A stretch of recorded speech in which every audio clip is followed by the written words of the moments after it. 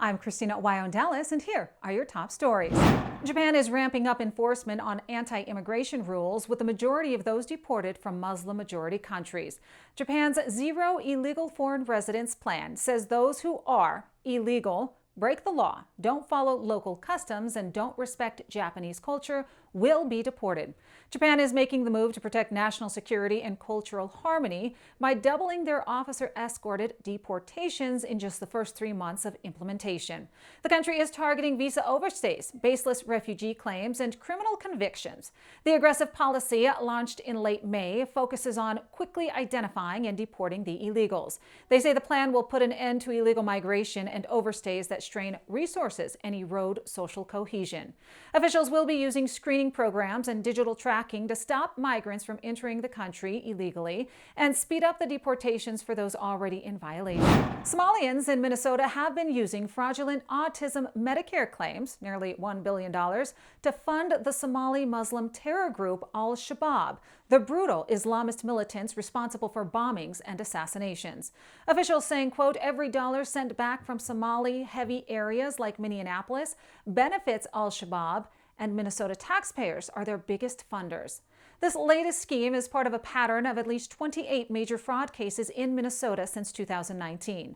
All the cases are linked to the Somali community and its operators, who are siphoning billions from programs under Governor Tim Walz's watch, with the fraudsters donating heavily to Elon Omar, according to federal counterterrorism officials and law enforcement sources. The current Medicare scheme, centered on bogus claims for autism therapy services under Medicaid, ballooned from $3 million a year in 2018 to $399 million by 2023, effectively making taxpayers fund the terror network.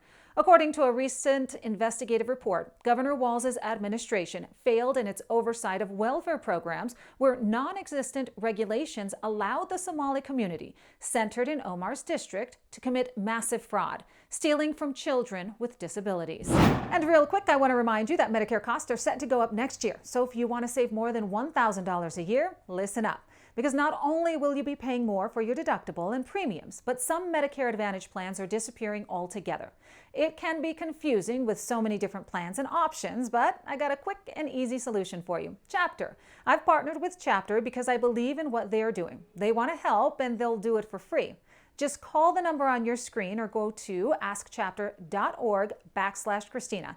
It'll take 20 minutes and they'll do all the work. Give them a call. It'll be well worth your time. Elon Musk was booted from D.C. because he came too close to exposing NGO schemes that funnel funds into politicians' pockets.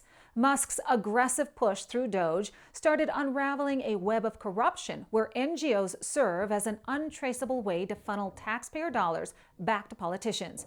They mask it as undisclosed campaign cash or perks for lawmakers on both sides of the aisle. Burchett saying NGO money floods to Washington into the pockets of politicians in the form of dark money. That's why he said you see Republicans go squishy on NGOs.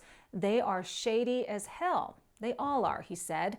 Burchett has been warning of this scheme, and earlier this year predicted a paper trail of overseas aid coming back to U.S. officials, saying they are stealing from the American people. And now they've got their hand caught in the cookie jar, and all they can do is attack Elon Musk. Burchett detailed how wealthy donors, often liberals, give money like $1 million to lend legitimacy. Unelected bureaucrats then pour in billions from federal taxpayers, avoiding any oversight. Burchett says there are thousands of NGOs involved in this type of scheme, operating in places like Afghanistan, many tied to United Nations affiliates. Taxpayer money funneled through these channels has even indirectly helped adversaries, like claims of NGOs paying taxes to the Taliban. Many point to the politicians, primarily Democrat, suing to stop Doge and Musk as evidence of guilt. That's what you need to know. In Dallas, Christina Aguayo.